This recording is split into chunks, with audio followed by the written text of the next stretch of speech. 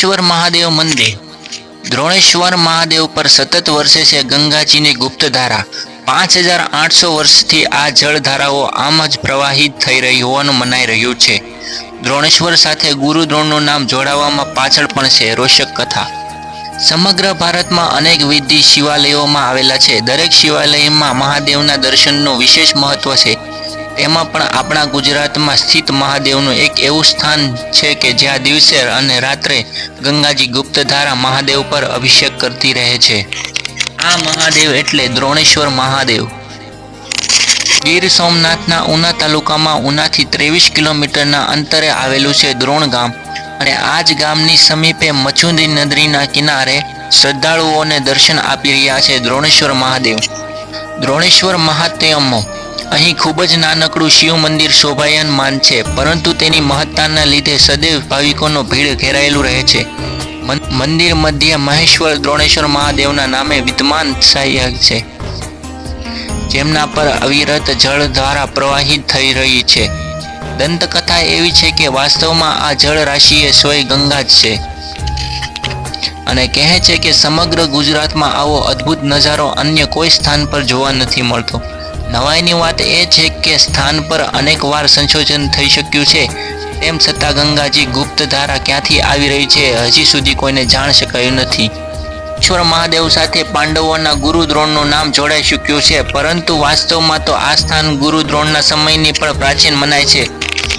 એક માન્યતા અનુસાર પૂર્વે દ્રોણ શિવલિંગ અને રત્નેશ્વરના નામે પ્રસિદ્ધ હતું અને એક વિશાળ કુંડની મધ્ય રત્ન રૂપે તે સતત ફરતું રહેતું।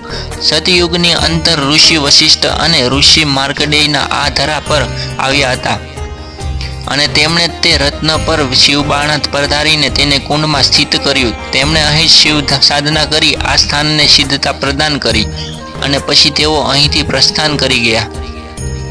પ્રચલિત કથા અનુસાર દ્વાપર યુગમાં ગુરુ દ્રોણાચાર્ય આ જ ભૂમિ પર આવ્યા। તેમણે અહીં સમીપમાં જ આશ્રમ બાંધ્યો।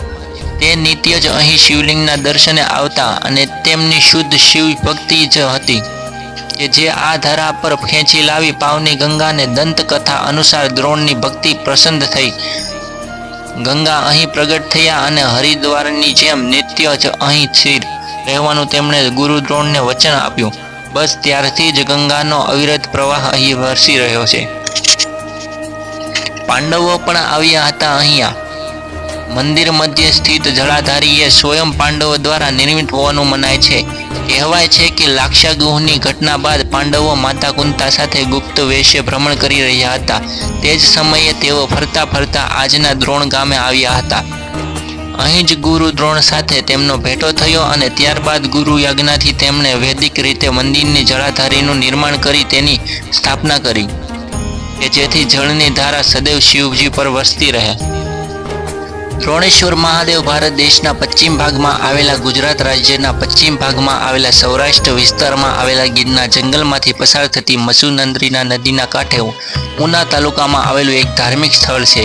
અહીં ચારે તરફ વનરાજીને કારણે પ્રકૃતિનું સૌંદર્ય પણ માણવા મળે છે, તેથી શ્રદ્ધાળુઓનો ઉપરાંત સહેલાણીઓ પણ અહીં પર્યટ થઈ રહ્યા છે। અહીં મંદિરના ગર્ભદ્વારમાં ભૂગર્ભમાંથી આવતો પાણીનો ધોધ ગૌમુખ દ્વારા શિવલિંગ ઉપર અવિરત મળે છે। જળધારા વહાવત જોવા મળે છે જે દર્શનીય છે।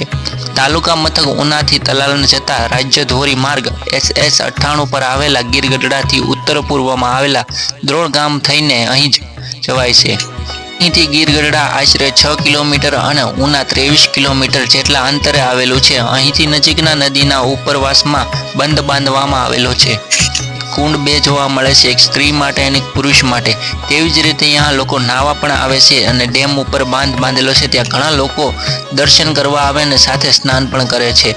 અહીંનો અનેરો ઇતિહાસ છે અને અનેરો જોવાની લાયક છે। તમે એકવાર જરૂર અહીંયા આવો અને આવ્યા હોય તો કોમેન્ટમાં હર હર મહાદેવ લખવાનું ભૂલતા ન અને ન આવ્યા હોય તો એકવાર જરૂર આવું અને કોમેન્ટમાં કહેજો કે કેવું લાગ્યું મંદિર અને કેવો લાગ્યો ઇતિહાસ। હર હર મહાદેવ। મળીશું એક નેક્સ્ટ વિડીયો સાથે।